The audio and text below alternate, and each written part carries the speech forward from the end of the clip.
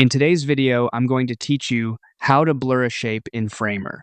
We're going to keep this quick and simple, and by the end, you'll know exactly where to find the blur setting and how to apply it to a shape inside your project. First, go to Framer and open the workspace. Once you're there, open a project that already has a shape in it. This can be any project where you want to soften the appearance of a shape or create more of a layered visual effect.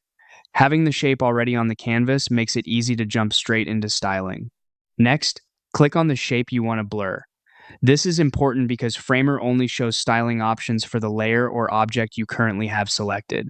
So if you don't see the right controls, double check that the shape itself is highlighted before moving on. After the shape is selected, look over to the Styles section. In that panel, click on the plus icon.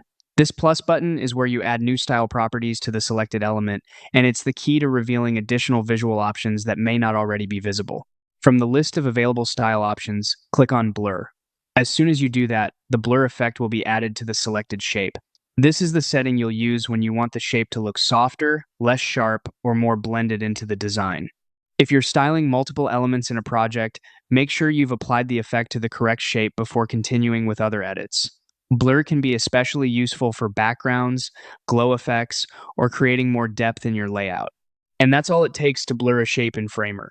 Once you know where the Styles panel and plus icon are, applying effects like this becomes much faster in future projects.